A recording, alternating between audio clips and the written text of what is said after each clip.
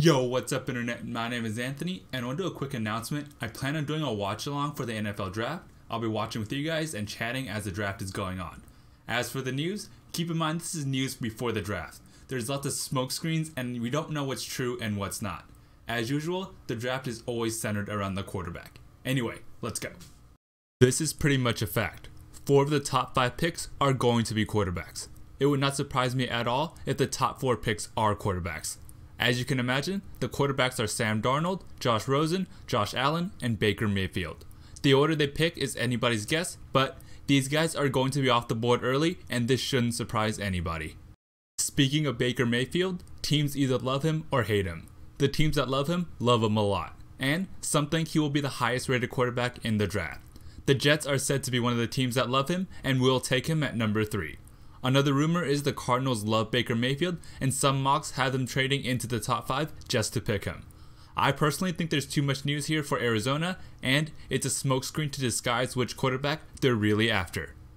In other news that surprises nobody, the Bills are interested in the quarterback. The Bills traded up to the number 12 pick and still own the number 22 pick. It's no secret they loaded up on these picks just to move up in the draft. I personally think they ultimately trade with the Giants for the number 2 pick if the Giants don't want a quarterback themselves. The Bills know they have to come out of this draft with the quarterback of the future and are willing to spend to move up.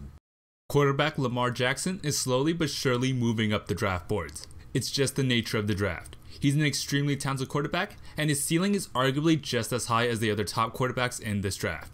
He's not ready to be a quarterback right now, though he needs another year to develop. I think this situation is a lot like Patrick Mahomes last year and he became a top 10 pick by the Chiefs. There are going to be certain points in the draft that change everything. It will always be because of trades and they are almost always there for the quarterbacks. Obviously, the first turning point this draft will be the Giants at number 2. I'm willing to bet the number 2 pick will be a quarterback.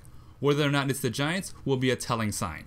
I think some team trades up to the number 2 pick and gets one of the top 3 quarterbacks. The next swing pick will be the Broncos. Notice I didn't say the number 5 pick. There's a real chance they trade up in the draft and get their guy.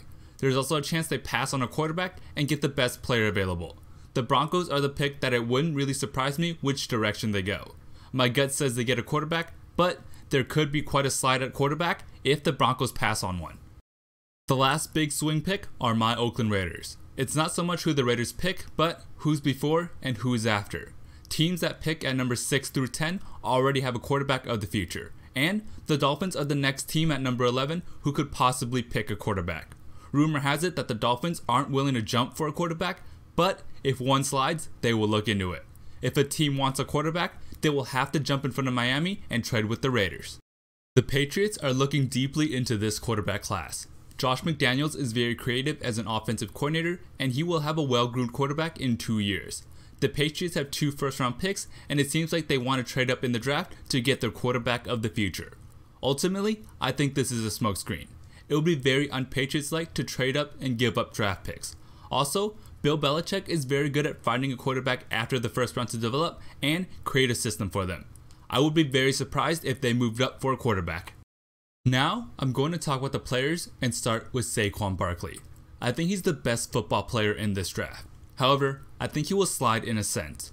We know the quarterbacks will go before him and this draft is deep at running back. Running backs aren't a premium position and I think Barkley ultimately falls out of the top 5, which is a small slide. Let's just say Barkley is rated at 97. There are plenty of backs available later in the draft who might be rated at 90. Again, this is just my opinion, but I think players like Bradley Chubb get drafted before him even though Barkley is the better football player.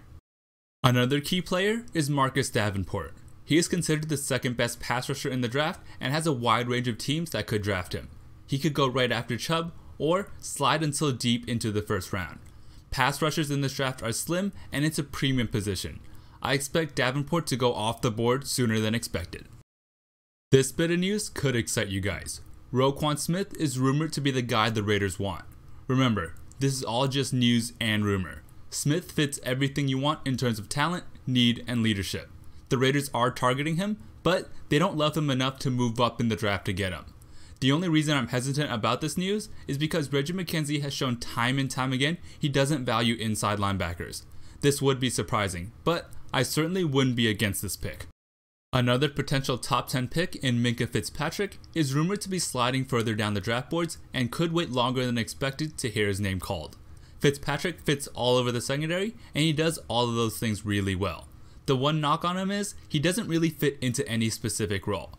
I personally think he's a perfect chess piece for today's NFL, and whatever team he lands on will end up with a steal. On the opposite spectrum, defensive tackle Maurice Hurst is sneaking his way up the draft boards. He's the best interior penetrator in the draft, and that's a coveted skill set. He's a little undersized, but his pass rushing ability isn't doubted. Pass rushers are a limited commodity in today's NFL in a draft where there really aren't many. Expect to hear his name called in the middle of the first round. Despite all the news and rumors, the draft is almost upon us. The time of smokescreens and mock drafts are almost over. The NFL draft is the marquee event of the offseason. Let's all enjoy it, and I hope to see you guys for the watch along. Thank you for watching. If you made it this far into the video, please consider subscribing. I'd really appreciate it. Like the video if you enjoyed, thumbs down if you didn't, and have a good day.